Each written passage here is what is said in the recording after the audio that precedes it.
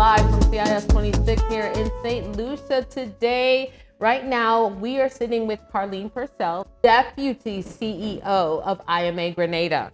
Welcome. How are you today? I'm very well. And how are you? I'm wonderful. I can't believe this is the first time we're sitting down together.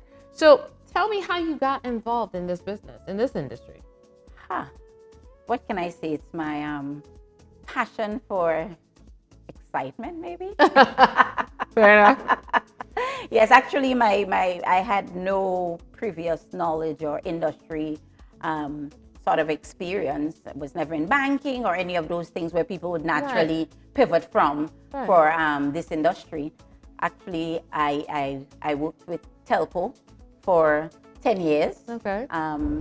Market analysis. And then I opened my own restaurant and ran that for 7 years. How fun. Listen. So I did that for 7 years, and with no experience, no background, I just jumped right in, and it was, good while it lasted. Unfortunately, I didn't reopen after COVID. So I decided, hey, let me try something different. When this opportunity came up, I applied, and that's how I entered the industry. And you're here, and now you're here with me right now in St. Lucia. So IMA Grenada, what sets Grenada's program apart from the other OECS 5? Are you going to share this with anybody? No one's listening right now. Oh, I know that, right? I know no one is listening. No, but to be honest, what sets us apart? I would say, so in the last, if you understand where we're coming from, right? In the last 2 years or so, we actually rebranded. So the program is a young program. So we started on the books 2013, but physically we started operations in 2014. Okay. Yeah, so we're just about 12 years in the business.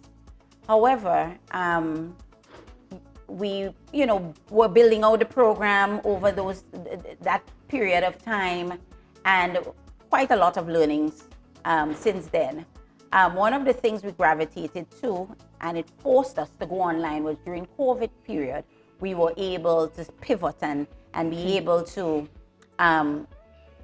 introduce elements to the operation that was somewhat automated, which allowed for persons to work remotely, and we liked how that felt. And so we decided to go into that full blown. So over the last 2 years, we have had different versions of automation in the operation, different levels, that is. 40% automated, and we went to 50, 60. Now we're fully automated. The entire process is automated from application all the way to issuance of certificates. All of that happens on the system. Okay. Yeah. So we're able to, with that comes greater levels of efficiency. Yeah.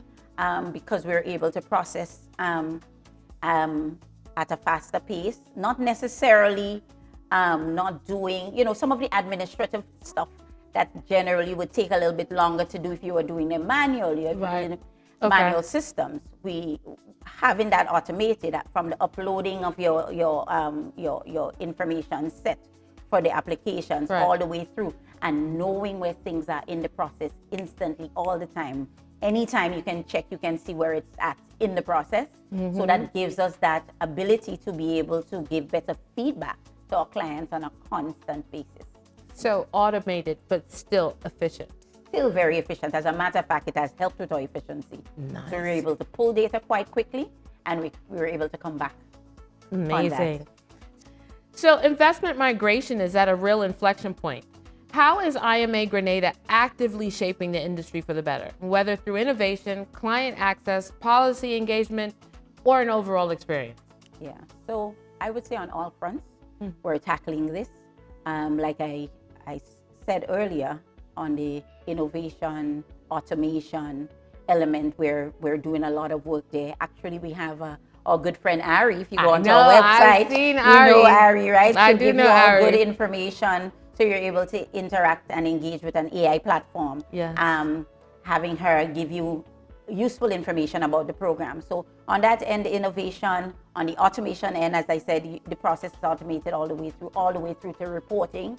In terms of some of the other touch points, we've just installed a new stakeholder experience officer that will be engaging with all our stakeholders, the marketing agents, right. local agents, developers, Okay. so that the service that we offer to them is more efficient. It's, we're in communication, we know what's going, we're talking all the time, we keep talking, right. understanding their needs. We're able to establish or give quick reminders about what we're doing, give training, that sort of thing. Additionally, we've also onboarded a head of diasporic affairs, and that person, now only one person, but it's a department we expect to see grow as we roll out the plan, is to use the database that we currently have with our citizens or persons who would have gained citizenship through our program. Right. How we manage that effectively. So everybody's talking about, how do we maintain and grow those relationships and the investments beyond the passport, right? Right. And that's where we have the database. We're now going to segment that database and put some meaningful strategies in place for segmenting the markets, knowing, which citizens are into, the different industries. So if there's a project in Grenada, someone looking to develop a partnership for a business in a particular area, those are potential citizens we can reach out to, given that that's their area of specialty that they can get involved in. They themselves can start their own businesses in those areas as well. Yeah. Nice. So as a leader in this space, what do you see as the single most pressing issue facing the investment migration industry right now? And what is your approach at solving it? Well, I think the single most important issue is us staying relevant while we ensure that we offer sustainable programs. Yeah. So right now we're at a crossroad in terms of compliance and building greater credibility, especially as it regards to our international partners and how they view our programs. How do we do that in a sustainable way that allows the program to continue? And longevity of the program is really at stake here. What we don't want to do is regulate ourselves out of business. But at the same time, we understand that there are areas that we can build capacity in, build efficiencies in, things like some of the things we're doing in terms of, coming on board with our, getting on board with biometrics, even what I'm talking about, the reporting and being transparent about our reporting and having access to data so that we can speak to what our clients are doing, letting the world know that we know who they are, and building out other systems that can help keep the program robust. Even now, we're doing an audit of our program to determine where there might be loopholes, in terms of the processes that we employ currently, so those are the kind of things that we're doing. So let's go the other direction then. What brings you the most optimism about where the industry is headed? Most optimism. The Caribbean people are resilient people. So no matter where the industry is going, I know we're agile enough to be able to pivot, to be able to comply where we need to comply, and to still roll out programs to benefit our people.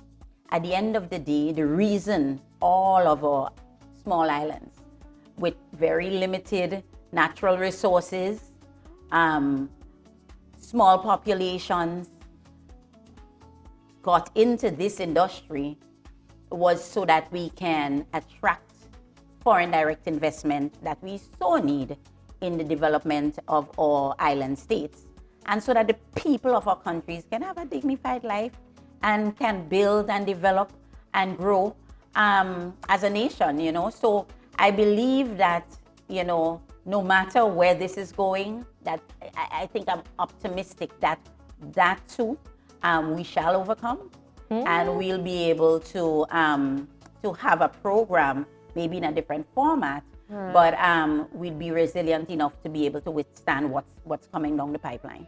Love it. Love it. So, final question. What's been the most memorable part of this experience at CIS26, or what are you looking forward to? Most memorable part of CIS26.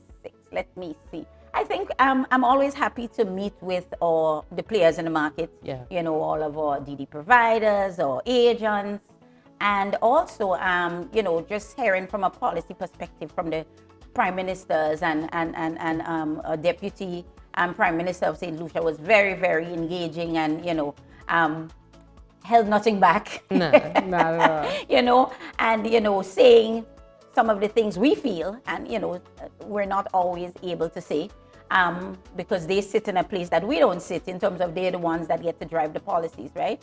So I think that for me, just the engagement and reconnection, and having these real discussions. CIS always allow for that, these real discussions to happen. You attend some of the other conferences, and there are discussions, but this one always feels real. Always. Caribbean, a lot of it's Caribbean people coming together and talking about Caribbean issues. So I'm really happy that this happened, and I think for me that all of that was just quite memorable for me.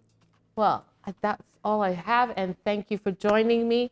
Hopefully I get to see you at the Jazz Festival tonight, and I'll be there. You'll get to relax and have a little fun. fun. I'll be there.